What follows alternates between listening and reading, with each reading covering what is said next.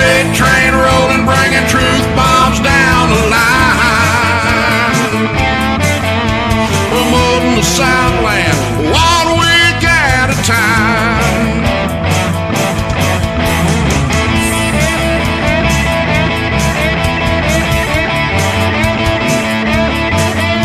Promoting the Southland 1 week at a time. SCV chat starts now.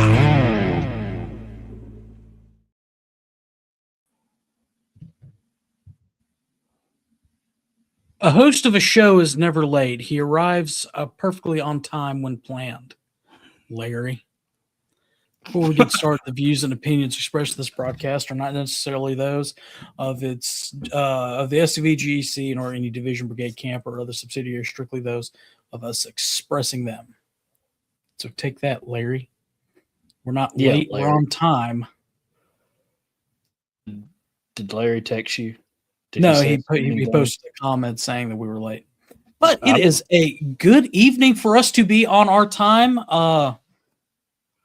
Wow, Larry. Apologize if we were a little bit tardy. We got talked to business. We had a, I don't know if y'all could tell in the intro, we had a new sponsor added today, and we had to add their title card in there. We'll talk about them. We'll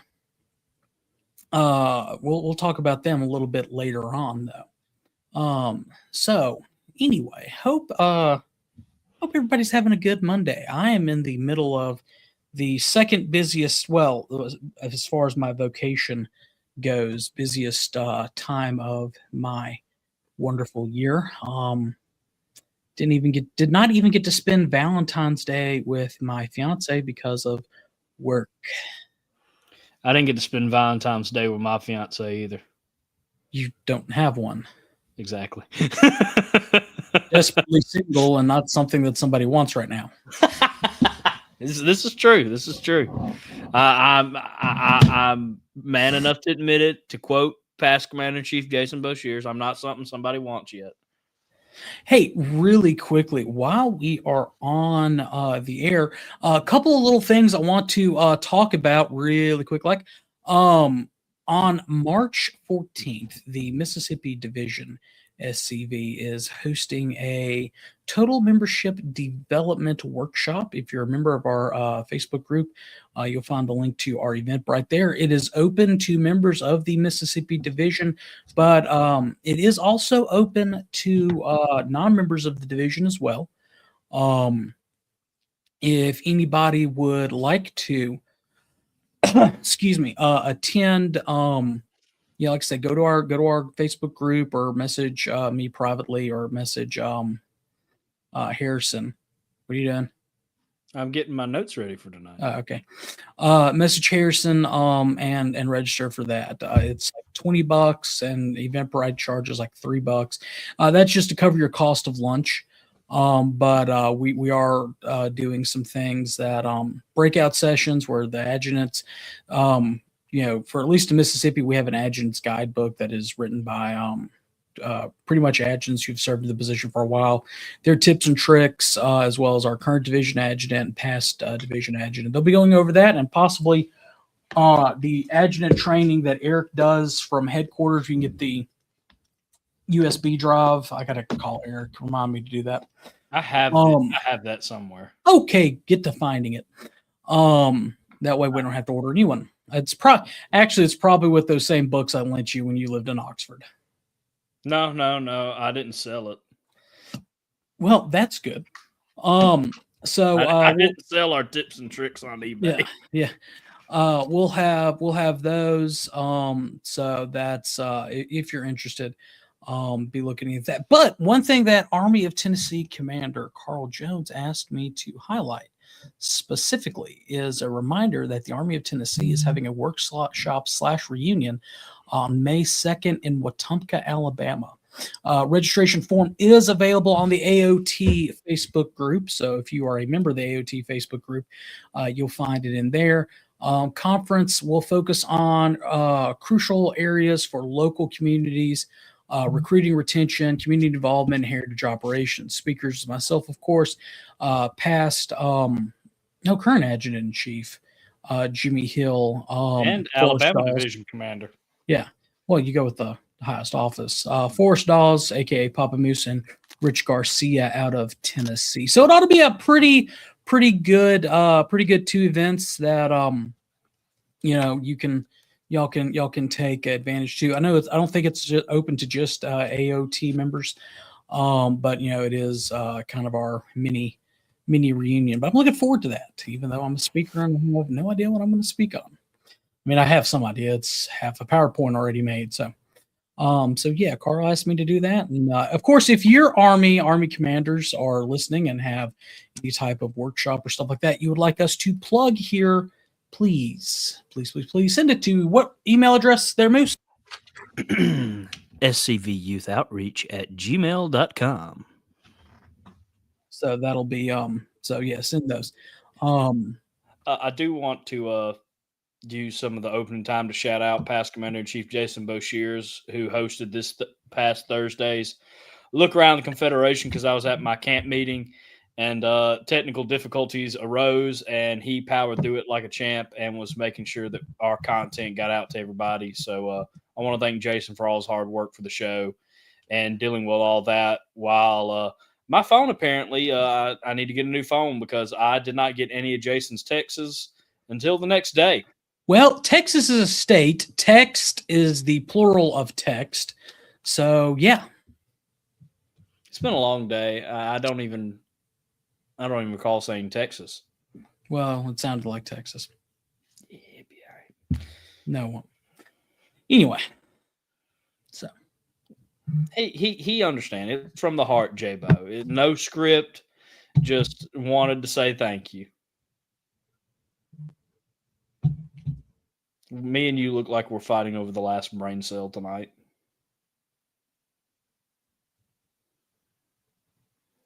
I broke Connor. Sorry, Brittany was texting me. Yeah, she wins every single time. As she should. Every single time. It's part of being about something that somebody wants is, when someone asked me if I spent Valentine's Day with Audrey. No, but she saw the text message. She does watch the show, and she texts me about that. So that's an interesting conversation to have. Yeah. Well, Larry says teach him proper. I've tried. Heck, it took me almost 33 years to get it figured out. So, so yeah. Anyway. I forget you're that old. Yeah, you're close. Dude, don't worry. I've felt it the past couple of weeks. I forgot to wish everybody a happy President's Day. Yeah, so it is President's Day, which is kind of what we're going to talk about tonight. But not trying to get into the topic, but get a little bit into the topic. The South has had many presidents. And of course, we'll talk about several of them, and we'll even talk about our own President Jefferson Davis tonight. So it's going to be an interesting episode. We're not going to talk about that ruthless, murdering tyrant whose birthday is also this month.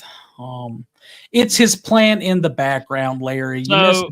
You missed a part of a season writing your new book, and yeah, it's the plan. It's a joke from Little Shop of Horrors. No, actually, I didn't name it after the joke. If y'all remember, I named it after my ex who watches the show. That's why she had questions about the comments in the chat. Yeah, but that somebody originally made the joke about Little Shop of Horrors, and now I have a plant named Audrey. So you're caught up on that silliness. It's kind of like a Monty Python sketch about a blue parrot. Yeah. So it's a great Norwegian blue. Look at the plumage. So yeah, it's gonna be a good show, I think. But before we really get into the topic a little bit, we're going to go ahead and take our commercial break. But God help us if that ever comes out. Yeah, I'm not even going to go there. We're not even gonna go off track with that. But we do. I won't let it. Yeah, we have some new sponsors and some old sponsors, but sponsors nonetheless who deserve to be highlighted. We'll start with this week's newest sponsor. Now, we will be doing an episode with them, but the Museum at Market Hall, home of the Confederate Museum since 1899 in Charleston, South Carolina. If you remember, we did a wonderful live video from there, and if the flag is open, is out, they are open. Their normal hours are Thursday through Sunday, 11 a.m. to 4 p.m.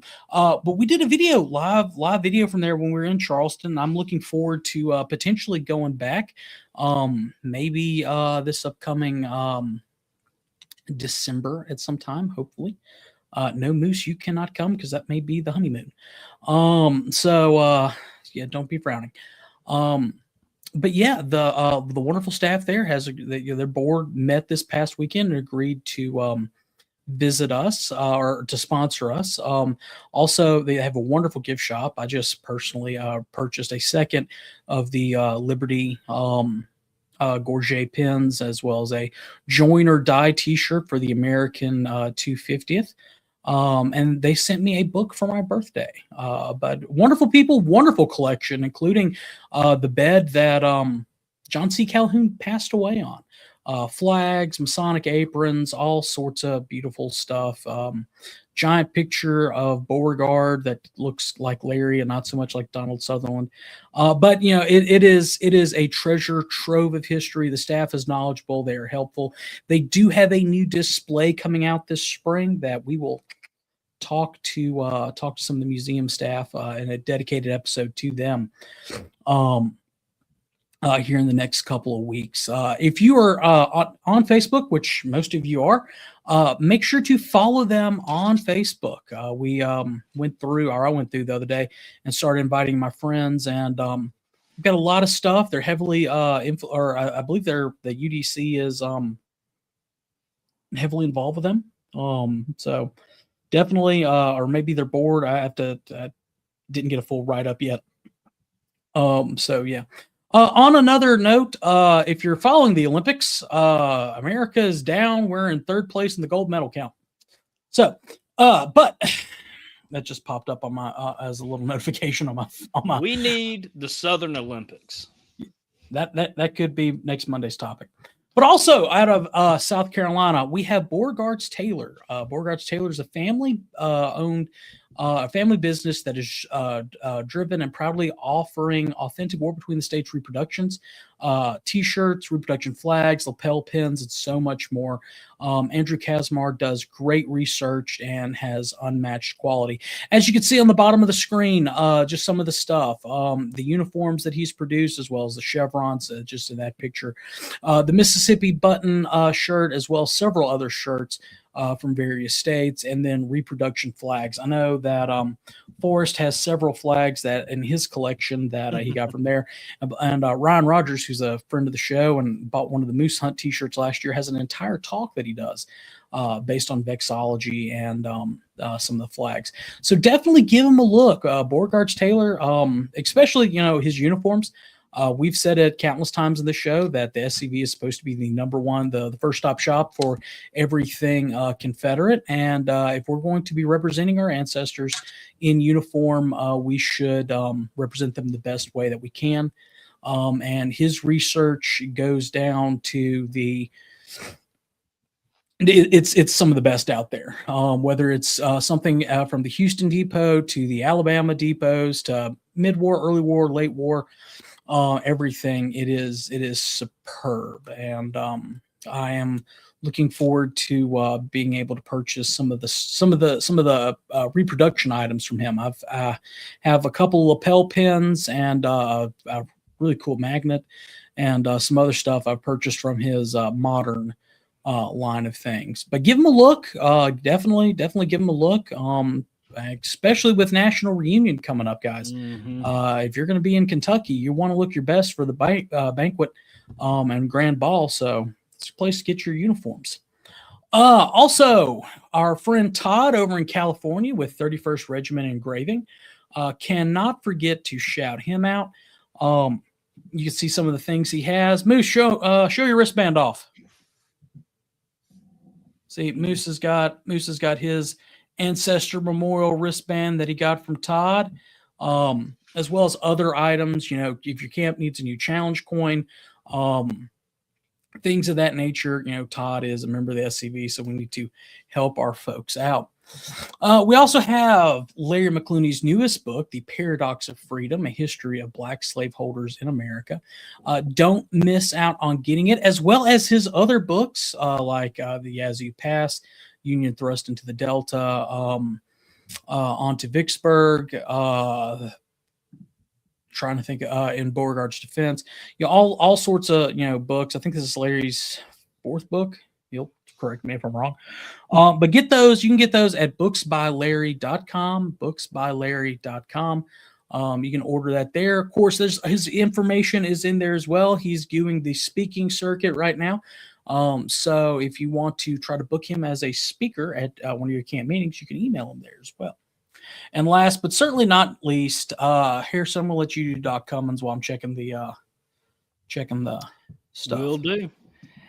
Have you fallen off a fence? Have you tweaked your knee? Have you stabbed your eye with a stick somehow? Well, don't worry. Dr. Chris Cummins will make you feel better and make you able to walk on your merry little way. So go check out Dr. Chris Cummins in Oxford, Mississippi. He will treat you some great Southern hospitality, make you feel good, and get you on your way. And he'll also make you want to skip that apple so you go see the doctor. Go check out Dr. Chris Cummins, MD, out of Oxford, Mississippi. He does have a new address. We have not had a chance to update the slide yet, but you should be able to find that on one of our posts. Definitely. Dr. Cummins is a SCV member, has been a SCV member for several years. Definitely give 5th book. Larry, I was right. Say 4th or 5th, I knew it. But definitely support those that are supporting us. And of course, we cannot fail to thank our members on our Patreon. scvchat.com. You can find the Support Us tab and go to our Patreon. We have multiple levels of membership where you can support us. If you are a little bit broke, but you want to support, you can feed a moose a corn dog for $2.50. And if we wouldn't get the copyright strike, you better believe I'd be playing the Sarah McLachlan song in the background right now. But you can feed a moose a corn dog, just $2.50 a day. Our next level is our real chat head level. That is not a day, excuse me, a month. $2.50 a month. I apologize. It's not $2.50 a day. That escalated quickly. Yeah, that went somewhere. I digress. The real chat heads, where you get the official real chat head sticker, just $10 a month, and potentially something we may be doing for the next 600 people that go and support. We're working out a deal on that right now. But you have to be a member for 6 months. So go ahead and get your membership now at that level.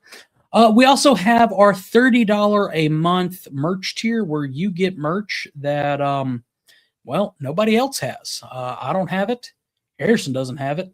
But if you're on that merch level, you and one other person, or you and 2 other people, will be on the merch tier. And you'll get that. I believe that Jabo has gotten some of his stuff in. Mm-hmm. So it's, I believe, a coffee mug, a poster, all the stuff that we've designed here that we haven't put out there.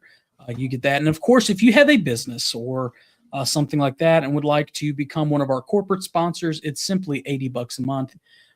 You get a shout, or you get a title card in every show, and potentially a shout out if all of our folks remember it. So definitely worth your gains. And we appreciate all levels of support, because you're helping us improve this program, especially with some of the stuff that we have coming out, like the Swamp Fox video and some other stuff, potentially in the future.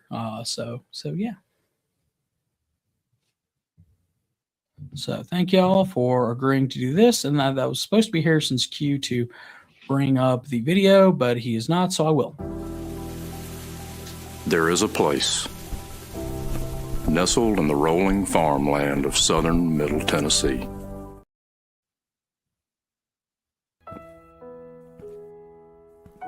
I got into the SCV after receiving a reward back when I was in high school. I had no clue what the SCV was. All I knew was that it was a rebel flag and it was supposed to be racist. I decided I would go and look further into it. Everything that we're taught from a very young age is that the Confederacy was wrong. They were treasonous. But it turns out it wasn't just because the South had slaves. This was because of the very fundamental principle of big government. There's nothing more American than keeping the government in line. It's what we were bred to do. It comes down from 1776, Declaration of Independence. It's because we decided to keep a government that we deemed tyrannical in line. That's what the true definition of the cause is. Me being a young black American and being a part of the Sons of Confederate Veterans is a shock to a lot of people. The black Confederate soldier would have had to have been one of the hardest working soldiers there was. These are men who decided to take up a cause because in the end, it was their own cause. In fact, most owners wanted the slaves to stay back because that was how they were steadily making income. They made a choice to do something that was bigger than themselves. And that's why, as a black Confederate now, it is my duty that I owe them to do something greater than myself. Confederate history is American history, and you cannot separate the two.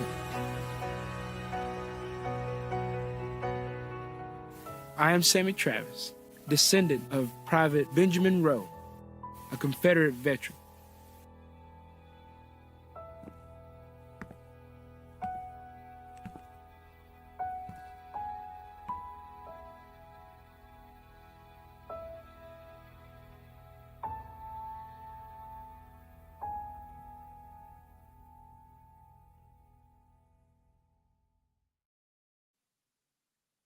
Such a great video. Whoever was responsible for that did a good job.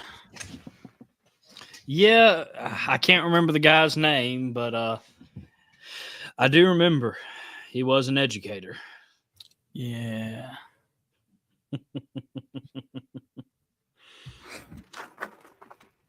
If you can hear him in the back.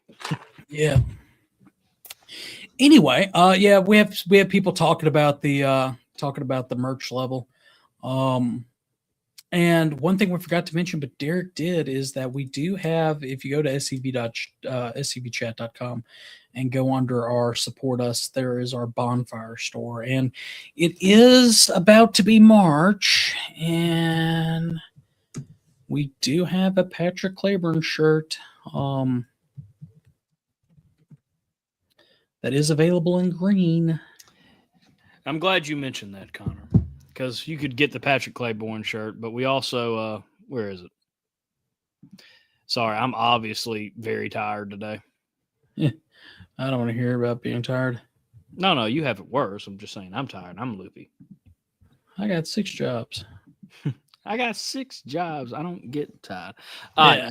Whoever thought we'd have had that? I listened to that song a lot, actually, in high school. Get 15% off until July 5th when you buy our South was right in 1861 because America was right in 1776 shirt. Of course, let me pull up a picture of that shirt. I have it here. Make sure to get that shirt. You're only going to get the promo code if you're listening to the chat. So make sure, again, 15% off till July 5th. By our South was right in 61 because America was right in 76. I would like to see everybody wearing it at National Reunion. And of course, like I said, we do have, I'm trying to pull it up in the green so you can see it. Boom. Just in time for St. Patty's Day. One of my favorite shirts we've actually made, fun fact. Yeah, and there is a chalky mint green one. Ah. So yeah. And mean, we have other ones. We have that one, of course, the Thomas Jefferson one, the Chat T-shirt, the Robert E. Lee definition of duty, the other Robert E. Lee one, the Are We At Leave Dixie Alone, the Nathan Bedford Forrest, only available in white and orange, and then another Jefferson Davis one. So go and support us. Buy a T-shirt. Don't get pinched. So Don't get pinched. And I do want to mention, and I forgot to respond, Commander, if you could come on Thursday and talk a bit about it, 10 minutes if you can, because I will be announcing our special guest for this Thursday at the end of tonight's episode. But make sure to check out the upcoming SD Lee Institute in North Carolina. There will be a lecture about the South, the Declaration of Independence, and Lincoln's attack on the Declaration of Independence, and so much more. So check that out and make sure to check in, look around the Confederation. We'll bring on the Commander-in-Chief to talk about that. maybe if his schedule allows. Yeah, if his schedule allows. I am throwing him under the bus again. I'm not really thinking very clearly. Yeah. So tonight, it being President's Day and all that, we're going to talk about some very influential Southern presidents. And Moose has notes, so I'm going to let him talk about his notes first. Yeah. I actually have notes now. I don't have a lot because I got off work at like 6:30 tonight. And so I obviously didn't have a lot of time to prepare, but I was able to get a couple of things ready. And, of course, we could talk about George Washington. That's George Washington and his legendary status as the first president and start of a tradition for – Connor might be able to correct me if I'm wrong.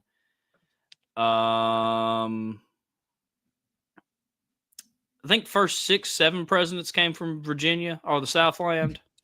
It was Adams, and Adams obviously didn't. But I know that Washington, Jefferson, Madison, obviously Andy Jackson. I know I'm leaving somebody out of there. Yeah, no, I'm having a brain fart, but George Washington, of course, set the tide, but he also set the tide for Virginia being a major influence, having a lot of Southern influence in the founding of this country, of course, with Thomas Jefferson and with those people. George Washington was not just a soldier and a statesman, but as the first president, he did set the tone for a lot of things, and especially Southern leadership. And, of course, getting a lot of this, and I want to give a quick shout out to some of the people I got this information from. But the Abbeville Institute in its Virginia First discussion, talking a lot about how Virginia, through our first couple presidents, really influenced the founding of this country. Well, I mean, Washington, he really didn't have a political party, but No. he did have, he did, like you said, he set the rule of 2 terms and things of that nature. He did establish, under God as part of the oath, or so help me God, excuse me, as part of the oath of the presidency. But really, as far as his presidency goes, just because it was so new and everything like that, the one who had more influence, in my opinion, and of course, somebody correct me if I'm wrong, at least on Southern ideology and belief system, was Jefferson. Oh, by far. I was just kind of using Washington as a jumping off point. But if you're talking about the influence of the Southern ideals, if you're talking about the Southern viewpoint, really, you have to start at Thomas Jefferson. And Thomas Jefferson, of course, was president from 1800 to 1808. I have always described myself as a Jeffersonian, and the Abbeville Institute breaks down Jeffersonian, and you can really see a Jeffersonian being the Southern ideals when it comes to the tradition of limited government, federalism, self-determination, self-direction, and a lot of the arguing points when it came to the Constitution, to Southern state rights, all that stuff stems from Jefferson. Heck, again, a lot of the conservative movement, a lot of the Southern movement. Who do we pick to name it after? Thomas Jefferson, Jeffersonianism. And of course, his role in the Declaration of Independence, his tenure as governor, his presidency, of course, just shaped a lot of the founding of this country. And of course, he also was the inspiration for a name for one of my favorite presidents, Jefferson Davis. Yeah, well, he was Davis was named for him. Yeah. The thing I love the most about Jefferson, in the department in which I work here in state government, is his agrarian ideology, and I'm beginning to agree more and more with it, because agriculture is it's more than, I mean, it's the food, fiber, and shelter that we need to survive. It's what we have to survive. Food, the food we eat, the fibers that make our clothes, and then the shelter we need to live. And he believed that an agrarian society formed the moral and economic and political foundations of a healthy republic. And, that's still the case for our southern states for the most part to this day. Now, I know that industry has moved down here, particularly because of our belief system in that, and tax structure and things of that nature. Again, my views and opinions, not necessarily those of the SCV, GC, Division Brigade camps or other subsidiaries. But we've only seen that happen within the past, several, I would say 30, 40 years. Mostly my lifetime. There was a book that came out a couple years ago called Dixie Rising, not to be confused with the Kennedy's book. I just bought that book, actually. Yeah. Not the Kennedys, I already had that one, but Yeah. this other Dixie Rising, I found it online from some pretty good marketing. Yeah, it came out, and it was how the South influenced America, and it talked about how the Great Migration in the early 1900s, people trying to go and find work, and we took our culture and spread it elsewhere. That's why country music became popular. And besides, it sounds better than some of the crap that they were listening to up north, which, of course, the Northerners never had any type of independent music on their own. Really? It's you don't remember that episode from when Tommy Daniels came on? I do. But I mean, his idea of that it formed a moral, economic, and political foundation for a healthy republic, that it's centered on the independent farmers, or the yeoman class, the middle class. Not necessarily the large planters, but the man who's there raising his family, tending his crops, growing things that way. He believed that individuals who owned and worked their own land were more self-sufficient and responsible and less susceptible to corruption, for those than those who relied on wages in factories and banks and government institutions. To Jefferson, agriculture was not simply an economic activity, but it was a way that cultivated independence, discipline, and civic responsibility, which we need to see more of, in this, especially the civic responsibility. We need to see more of in this day and age. That's why I'm trying to implement a garden, a pretty sizable garden, this spring and summer for my family, so that not only do we, we're not reliable on a potentially failing infrastructure system here in central Mississippi. I've used in opinions, but I mean, we just had a major freeze. Here, Harrison didn't get any of it, but well, I still had to deal with the fallout with farm animals. Yeah, but I mean, you didn't suddenly go to the grocery store on it was a Tuesday. No, it was a Monday. It was the Monday we canceled the show because I was frozen in. I trekked out to the grocery store, and lo and behold, these shelves were barren. There was no beef, there was very little chicken, and only thing we had was pork. That was on the shelves. And even then, it was giant pork roast. It wasn't really like pork steaks or even chops. And I was talking to the cashier, and I said, why is this the case? Where's all the stuff? And she said, this particular chain of grocery stores, their food came out of Memphis. That was where their distribution center was. And I'm like, oh no. And it took a while for them to restock their shelves. So, especially the portion about, independence and discipline, is something that I'm trying to instill within my home. But he also viewed as farming as an occupation that connected with natural law and human freedom.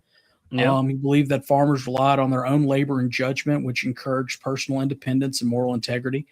And he argued that urban populations, merchants, and industrial laborers were vulnerable to economic pressures and political manipulation because they depended on employers and financial institutions to make their ends meet.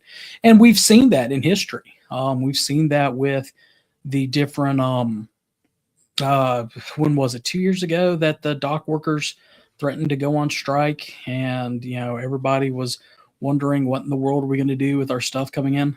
Yeah, I remember that specifically. Yeah, and the guy was like, I remember talking to our receptionist at work and finding out that some of these dock workers were making $80,000, $90,000, $100,000 a year.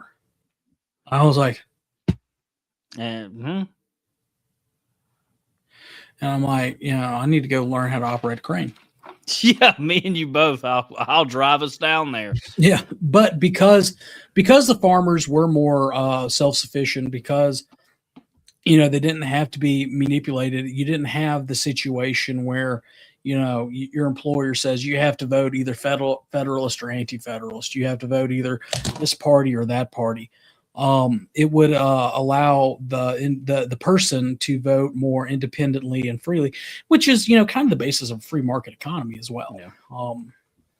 Yeah. So and the idea and even if you fast forward 250 years to where we are to this day, it still pushes the you may not necessarily be your own independent farmer, but you're your own independent boss, where you have the freedom to be able to say, or the ability, rather, to have that entrepreneurial spirit that I'm going to make it on my own. I'm not going to rely on this, that, and the other. So yeah, that was. Yeah, and J-Bo makes a good point. The principles of the founding fathers were the catalyst in the hearts of Southerners everywhere in 1861, 1860, because of the principles they gave us. We felt like we were inheriting a form of government and inheriting certain ideals, and we still fight for those ideals today. And I remember a lot of Southern historians point to Davis specifically as a continuation, as a symbol of the states' rights movement and political self-determination, along with John C. Calhoun, and of course Grover Cleveland, John Tyler, just to name a few off the top of my head. Of course, Thomas Jefferson. Something I do point out, I don't have a lot of notes on him. I don't know if you do, but someone I did want to point out was John Tyler, simply because I'm not even going to lie. I'm going to tell you who I stole this from. Carl Jones, Army of Tennessee commander. He made a post, I think today, talking about how underrated John Tyler was. And I did a bit of research. And I mean, again, sadly, I wish I was able to do what I wanted to do for today's episode, but I wasn't able to. But a couple of things. John Tyler, a son of Virginia, 10th president of the United States. He was again a Virginian, large in states' rights, and of course, I believe he's the only U.S. president to be buried with the third national going over his casket. I believe he served in Congress, if I'm not mistaken. Please, someone correct me if I'm wrong. I don't think it was a third. I think it was like a first or second. I think it may have been a first because he died in 1962, I believe. It could have been a first, as I said. But he did a lot of things. Vetoed against and fought against the national banking system. Of course, heavily supported states' rights. And again, the continuation of those Jeffersonian principles that the South cared about since our inception, since Jamestown. Yeah. Well, and that's the whole reason why Tyler's son wrote the Confederate Catechism. Mm-hmm. He began seeing his father being attacked because he did hold that loyalty to Virginia, and went with Virginia into with secession and remained loyal to Virginia. And when he died, got a Confederate state funeral. And historians in the Reconstruction era and the post-Reconstruction, well, there's no post-Reconstruction. We're still in the Reconstruction now. My views and opinions. Same. But that's why he wrote it, was to correct the lies that were being told about his father. Things that he knew firsthand because he knew the man, that he wasn't going to stand up for. Yeah, I mean, as Carl says, underrated. Yeah. And I did want to shine some light on him. Maybe we do an episode on him down the road. Maybe I try to. Maybe I make a little video. Who knows? Yeah. But I am interested in John Tyler now, and it all stems from Carl Jones, from me scrolling on Facebook before we went live today and seeing that post. And I have to agree, after reading a bit about him, he is an underrated president, and a great man that continued the principles that our founding fathers passed down. And again, 10th president of the United States, Virginian. First, third, I think Virginia, or I don't think they have it anymore, but they used to have the most presidents. Specifically during this time, they by far had the most presidents come from their state. Yeah. Well, and that's why we were so upset. Yeah, well, I mean, that's we can get into that stuff later on. While we're so upset with the way Virginia is currently acting, the People's Republic of Virginia. We may get into that. It's heartbreaking. Yeah, but talking about excuse me, the just going into the ideas of the founding generation being held by Southern generations, or the subsequent Southern generations. Just as a compare and contrast in the political ideologies of Thomas Jefferson Davis. Like you mentioned, Moose, they both supported states' rights. They both believe that the state should retain most governing authority, and that the federal government should only exercise powers clearly granted in the Constitution. Davis, crazy notion. Yeah. They believe that states had the right to leave a political union if their rights were being threatened. They believed in an agrarian society. Jefferson promoted that idea in independent farmers, and of course Davis supported the South's agricultural society, and believed that farming and land ownership were central to prosperity and culture. They both had a distrust of centralized power, and they were both committed to a constitutional government. That's one thing that so many people get wrong about the Confederate States Constitution. By this point in our history, when the South seceded legally and formed their own confederated but still federal style government, we looked at the things that had failed us in the previous Constitution, or the Constitution of the United States, and perfected it. We didn't, we talk about how we didn't have a Bill of Rights because we didn't need a Bill of Rights, because those rights were written into the Constitution. I think Carl said it on the show before, and I'm sorry to interrupting you, but me, if I don't say it, my thought's going to go like in the wind. I think Carl said on the show, if you look at the Confederate Constitution and the U.S. Constitution side by side, you'll notice a lot of similarities. But just like you said, our Confederate Constitution protected forever that states' rights were here in stone, protected. And again, with that notion that the states created the federal government, not the other way around, which I hate that philosophy, which is why I identify as a Jeffersonian now. I'm not just a conservative. I mean, no, it's my views and opinions. Which, all our views and opinions tonight, by the way. Went into a political topic somewhat. The reason why I don't like being labeled as a conservative is because you look at the disastrous situation that we are in. And that's on every level of government, at least and where I am. I don't want to conserve any of this crap. I personally want to regress, in some areas. We've made some good progress, but there are things that need to be. So call me a conservative. There's nothing. The Lincolnian Hamiltonian government we currently have on the federal level. I don't want to conserve that. Yeah, because I mean, you can have a good thing going, but still realize that the tyrant that some people are celebrating today has completely changed how this government operates into a more Lincolnian, what I like to call, again, stealing that from the Abbeville Institute, form of government. Well, it's what it is. Lincoln shared the same idea of Hamilton, that we needed a stronger centralized government, to do things, corporate banking, more industrial in nature, which of course all the industrial places have been up north. Superiority of one place over the other, or one section of the country over the other. And if you don't understand that, they wanted the North, exactly what Larry just said, an empire, basically. Excuse me.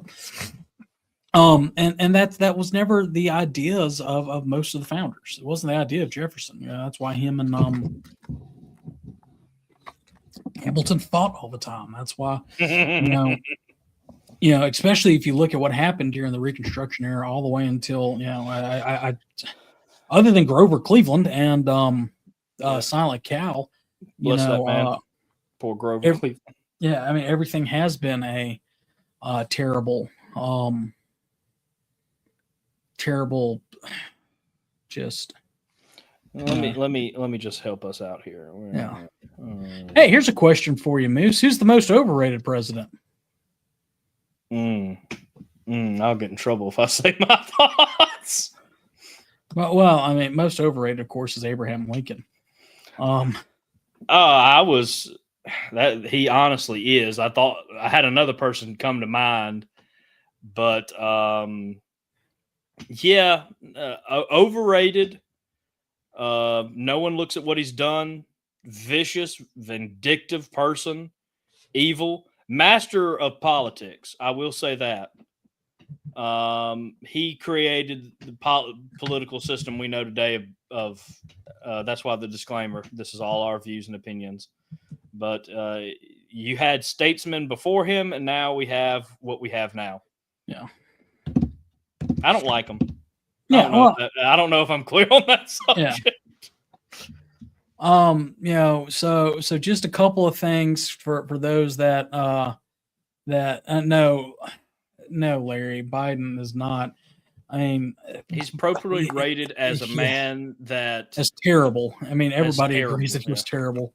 His own party agreed he was terrible. His own party tried to replace him because he got lost on stage. He was a Roomba without his. I can't remember which comedian said that, but without yeah, exactly. Come on, there's a reason that our first Halloween episode, we used to wear costumes. Go back and look at the early SCV Chat Halloween episodes. I think I said the tagline Grandpa Joe. Yeah. and I would just forget what I was talking about the whole episode, which is honestly the sad thing is it's not too far off of regular Harrison. Yeah. But Come on, man. come on, man. but some of the stuff, just for those that I have an acquaintance who I don't think he watches the show anymore, but he and I got into a discussion on why he thought Lincoln was the most superior president we ever had. Just some of the things we've that ever had. Yeah, he honestly said that. The only reason he's this overrated is because everybody gives him the praise for the 14th, and I'm like, what? Yeah, well, it's not even that. The reason why he is such a it's because with the way and when he died. Being assassinated. I mean, you go back to Shakespeare's Julius Caesar and Mark Antony's speech, "I've not come here to honor Caesar, but to bury him." Oh, but he did this, and oh, he was going to give you this, and oh, he did that, and oh, poor pitiful us, we lost this great, guy of civic virtue. That honest Brutus called him a tyrant. If Brutus said it, it must be so. But oh, here's his will. That this sums it up. Yeah. Yeah, no kidding. I mean, and also let's not dilute the fact that historians, and I use that term very loosely because in my opinion it's a PG show. They have destroyed what a respected structure of this history should be in lying. They have also played a magnificent role in his overrating. How these modern day historians and even historians back then of the North would just go on these long, lovey-dovey book reports and books and papers on Lincoln. Again, why is one of the things that John Tyler's kid write the catechism? To defend his father, but also because Lincoln was being praised as the greatest president when he was alive, and John just felt like, again, it wasn't. Lincoln had his detractors during his lifetime. It was just after the assassination, the North deified him, which there was some deification going on as well during his lifetime by some of the more liberal people up north. There's a scene in the movie Lincoln where they're raising a flag. And this, of course, before the adoption of the Star Spangled Banner as a national anthem. But there was a federal song called "We're Coming, Father Abram." There's another scene where they're getting ready to politic on the 14th Amendment that you just mentioned, that Mary Todd Lincoln, played by Kathy Fields. I think it's Kathy. No, it's not Kathy Fields. It's whoever played Frog in Smokey and the Bandit. Sally Fields. Sorry. She is talking to some of the radical Republicans of the House, and she says, "Oh, how they come and flock and love my husband," and blah blah blah blah blah. And like I said, there were some deification of him in life, but it's the war had just ended, and he was seen as the one who ended the war. He kept us through the war. He kept us, again, federal viewpoint. He held a free and fair election, first time ever during a civil war. Paraphrasing Ken Burns's filthy documentary, if you want to call it that. My views and opinions. I have a life goal. When it comes to Ken Burns, I won't talk about it on the show. But let me finish my thoughts. Go ahead, sorry. If you don't mind. But anyway, he it's the fact that he goes out when he goes out, that that I don't want to say akin to Jackson. But just like other people in history, they're when they're assassinated, they achieve a level of martyrdom, and when they achieve that, you can't speak anything wrong, and you can't say, or when you do try to say, he did suspend the right of habeas corpus. He kept the Maryland Secession Convention, locked up under lock and key without without while trampling their constitutional rights, while he violated the Second Amendment, the Fourth Amendment, the Fifth Amendment, things like that as war measures. He expanded federal power. He called up volunteers, 75,000 volunteers, which was not within his powers to do. Waged a war that was never formally declared. I mean, people are like, well, you're treated like almost like a leper. But anyway, sorry about that, Harrison. Oh, no. I completely understand. No, after 5 years of working with you, me and you both interrupt each other numerous times, and it's always with a good reason, so it doesn't even bother me anymore. Yeah. Bothered me the first year of the show, back in 2020. I got over it real quick. I know you had a good reason, but if I didn't let that thought get out of my head, I would have lost it forever. Oh, I know. Trust me, you don't have to explain it to me. I do the same thing to you all the time because I knew I'd forget it. But what I remember your favorite quote, and someone mentioned movies, the historian world, documentaries, books, movies have all built up this image of Lincoln. But one of the movies got one quote right that I think describes Lincoln. And you've used this quote, Connor. It's from the Lincoln movie. And he's getting mad, and he's talking about his power as president. Do you remember this quote off the top of your head? I'm trying to find the video clip right now. I've got it. Do you think we'll get it's 45 seconds long. Do you think we'll get a copyright strike? No, if we do, it's easily dismissible because it's under fair use. Let me try to, I don't need slides. Share screen.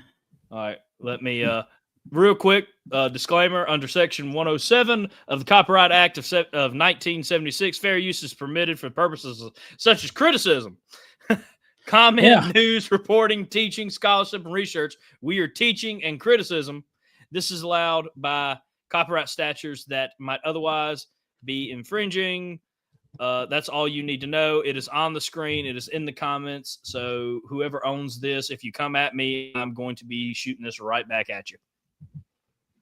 Go ahead.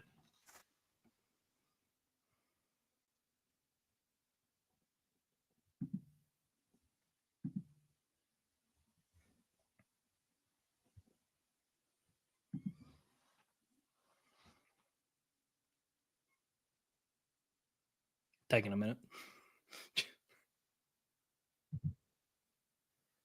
We have to time it right.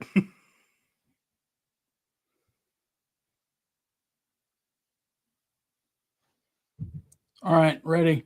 All right. I'll pull it up. Ready? Ready. Buzzards cuts, man. I am the President of the United States of America, clothed in immense power. Yeah. And that describes Lincoln to a T. The funny thing is people cheer for that. And it's like, but that's not the job. Right. You aren't clothed in power. Yeah, and it was never designed to be clothed in power, clothed in immense power. I mean, it's never considered that. The executive branch, that's why it was designed with a check and balance. But again, clothed in immense power. That's no. Overrated tyrant. Anytime people ask me to celebrate Lincoln, I tell them no. When I was in the college Republicans, one of the reasons I left was every chance I turned around, we're propping up Lincoln. And the funny thing is so does the college Democrats. And I was like, I told them, let them have him. We don't want that. Yeah. I was like, everything we're supposed to be for, he stood against. And they just were so shocked by this. Well, again, it's overrated. And that scene of that movie is the only accurate thing I've seen of Lincoln. Well, that and how the vote turned out, but I mean, well, I mean, and there is some stuff in there that shows on how he played backroom politics and things like that to buy votes. I mean, he was a like you said earlier, there's a difference between a statesman and a politician. A statesman is concerned for generations to come. A politician is concerned about the next election. Yeah. And I'll stand by this. He perfected the politician model. Again, he only cared about the next election. He only cared about himself. He only cared about keeping his power. He only cared about history remembering him fairly well. And here we are, 150, 160 years later, and people still love him. Yeah. And David Pope has gone on to, he's talked about the difference between Franklin Roosevelt, or not Franklin Roosevelt. I'm assuming Teddy Roosevelt and Woodrow Wilson. I mean, the presidency that he shaped afterwards is not the same presidency that Jefferson had in mind, not the same presidency that even Washington, enacted in this first one. Wasn't the one that Jackson had. It wasn't the one that several others, had, except for, until after the Lincoln nightmare, getting us involved in, world affairs and things like that. It's just continuing to grow executive power till we're finally, we're ruling by executive fiat now. I don't like how things are going, and Congress will not pass a law. It's deadlocked. So what I'm going to do is I'm just going to write an executive order, and it'll be law for until the next guy comes in and turns it over. Yeah, and I think Brian McClanahan. I'm still in a lot for him tonight, so I want to give credit where it's due. We traded an elected president. We traded a man for the people, by the people, of the people.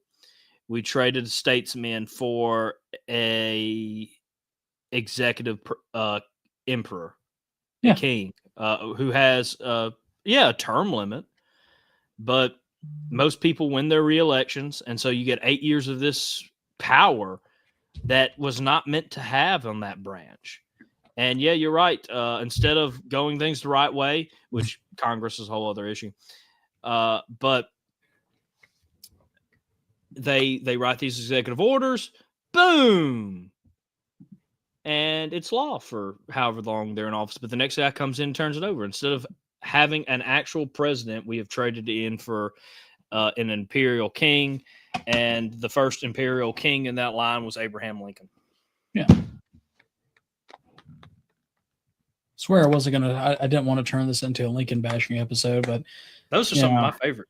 Yeah, I know. Gosh, I'm hot. You got me fired up. But I mean, that's just the crazy thing. That's what we're here to. As descendants of these patriots, these men who were motivated by the same causes of 1776 into 1861, like Sammy said in his video. That's why I wanted to make sure we played it. Is the fact that it all boils down to big government and government corruption. Hey, John, you're absolutely right. What did John say? I'm sorry, I had to scroll off for a second. Yes, agree, John.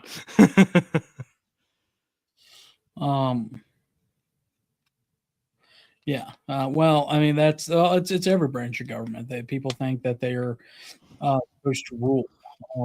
And of course, with now our fourth branch of government, bureaucracy. It's just. Happy President's Day. Yeah. This is how we celebrate it. We celebrate the men that actually stood up for what that role was supposed to be. And I think we call it out, as you're right, a Sammy tradition. What's more Southern than standing up to tyranny? Yeah. Well, and again, I mean, like we did in our American Revolution series a couple years ago, when we focused on the sword of independence, George Washington, the voice of independence, Patrick Henry, the pen of independence, that was Thomas Jefferson. The Southerners who influenced the American Revolution. We've been fighting tyranny since 1776. The South has. It was a Virginian that proposed, let it be resolved that these 13 colonies ought to be free and independent states, capital S, by the way, and absolved from all allegiances to Great Britain. Again, capital S, independent states, independent countries like what they had in Europe, and the many, that's the other thing that ticks me off is the fact that, you look at you compare the 1776 America versus Europe, and everybody's like, no, they wanted one big large company. No, they wanted independent states. Look at Germany and how it was. You had the Kingdom of Hanover, the Kingdom of Saxony. You had all the Kingdom of Prussia. You had all these different small states, but they were still capital S states, which is the same way that they viewed themselves. In the HBO series John Adams, they're talking, John Adams and Thomas Jefferson are talking back and forth, and he says, I would rather be in my own country. And they take some liberty with that. But no, it's Virginia wanted to be its own independent. That's why the Treaty of Ghent had to be, was the Treaty of Ghent or Treaty of Paris? I can't remember. Treaty of Paris. I'm flustered. Treaty of Ghent was 1812. But the Treaty of Paris had to be ratified. It was a peace concordance or peace treaty between all 13 original colonies, all 13 states. And I'm glad you mentioned that, because that's one of my favorite things I like to point out with people that say, well, we were one nation after that. No, if you look at the treaty, it is with each one of the dead-gum states. We were supposed to have a federal government with all these free and sovereign states. And we would also lose half the things we fight about in this country, by the way. We wouldn't be as divided if we had our own. All right, never mind. But you look at it, and something I always love pointing out is also how we just used to describe this country as these United States before the United States. Yeah, that's one of the things that Shelby Foote actually says in the Ken Burns series. Somebody asked him what was the big outcome. We went from an R to an is. Yeah.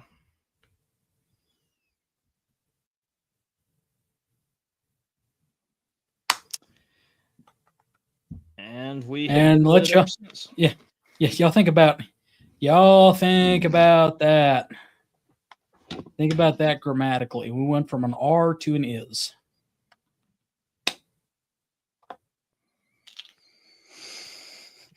And that's what our founders of the Southland wanted to keep.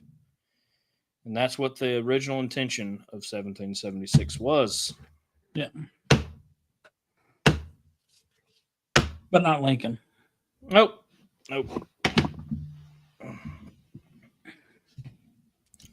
No, it was not a change for the better. Yeah.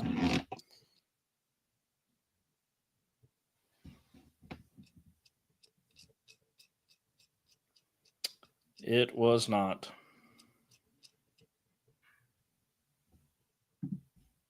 Yeah.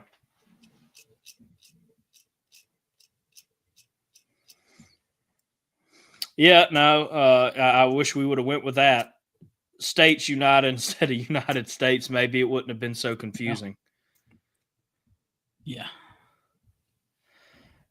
Anyway. Well, guys, we have been at it for quite a while. We're going to go ahead and wrap up here. We hope everybody has had a great time.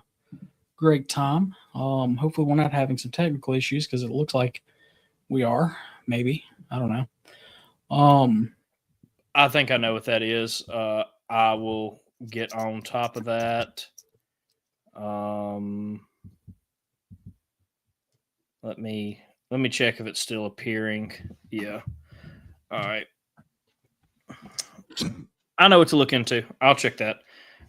Yeah, no, we're still on Facebook right now, but I know what happened. Probably the video. Yeah, I know what happened. I can fix that one. No, we're still live on Facebook. Just a simple glitch. I can take care of that, but everybody's still seeing us on Facebook. Okay, good. Well, we're going to wrap it up here. What are you doing tomorrow night there, Moosey? Well, first I'm celebrating Mardi Gras. And yeah, J-Bo, it is a never-ending battle, it seems, along with copyright. But when I get in, and what by get in, I mean I still have to go to work tomorrow, which sucks. But welcome to the grown-up world. Yeah, it sucks. Taxes suck worse. Yeah, that was. Yeah, don't get me started on that. Lincoln started the income tax. That by far should make him worst president. But when I get in from a long day, I'm going to sit back and watch some Tennessee Tuesdays with Tennessee Division Commander John Blankenship and Past Commander-in-Chief Jason Boshears. Wow, we have a Tennessee Tuesday show? Yes, we do. What about on Wednesday? Well, I'm probably going to lean back after a long day of work there. Wednesdays are awful now. And just sit back and relax and listen to some Look Around Florida with the Florida man, Sean McFall. And then what about Thursday? Well, Thursday, we have a great show for you planned. If you watched last week's episode, we are continuing our interviews where this Thursday we have candidate for Lieutenant Commander-in-Chief Charles Luray on to talk about his platform and all the stuff he would like to do as Lieutenant Commander-in-Chief. So we ask that everybody please come out and share that episode out. Promotional will go up hopefully tomorrow, Wednesday. And please share that out. Again, another big episode coming up on Look Around. Happy to be doing these interviews, and I think everybody's enjoying them so far. So come check us out Thursday.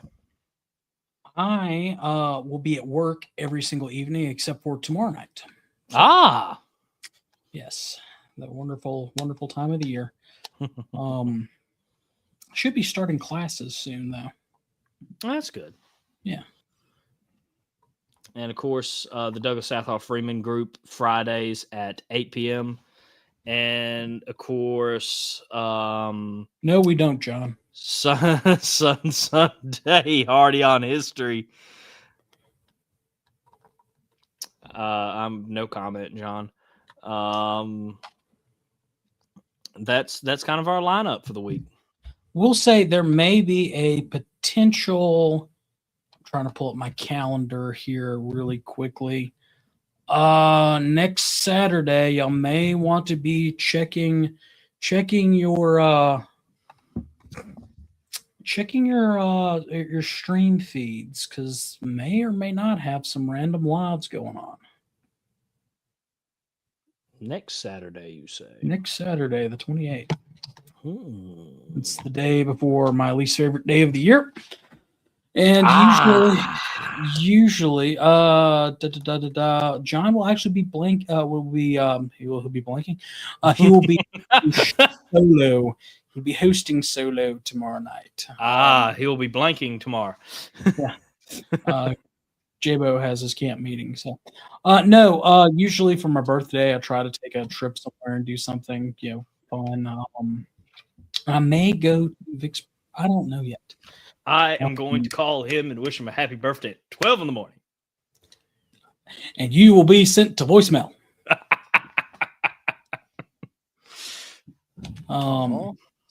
So be he means the Germans, not the actual Hun. If that's what you're on. Anyway, hope everybody can like I said, just be looking. May not, I don't know yet. 50. So anyway, thank you to all of our wonderful sponsors. Again, want to give a shout out to our newest sponsor, the museum at Market Hall, home of the Confederate Museum since 1899. If you're in Charleston, give them a look. Again, Beauregard's Taylor. If you need some good new reenacting equipment or just some of the more modern stuff, definitely check out his flags. You can probably find, a reproduction of maybe one of your ancestors' flags, which would, especially with Confederate Flag Day coming up, would be a good chance to go, and we may do a Vexology episode, and he'll be our title sponsor for it. Again, 31st Regiment Engraving for all those wonderful things, like those beautiful President Davis earrings. If only there was a museum on the coast that could get some of those. Don't forget to purchase Larry's newest book and his other books at booksbylarry.com, Paradox of Freedom. And if you need to, he just finished a 2,000-mile trip on speaking on Paradox of Freedom. But if you're looking for a camp, or for him to come to your camp, division, brigade, whatever thing, reach out to Larry at his website, booksbylarry.com. And of course, Dr. Chris Cummins, MD, in Oxford, Mississippi, and all the wonderful people who are scrolling across the bottom. If you'd like to see your name included in those, make sure that you are joining our Patreon. It's patreon.com/SCV_chat or SCVchat.com and go under the About Us page. Your support keeps us on the air and improving. I don't know improving from what, but we're improving. It's steady. And in the words of the late and great Harold Philpott, no Fumar in the elevator. No Fumar in the elevator. Redder Frupp. Redder Frupp. Happy President's Day. Go Davis.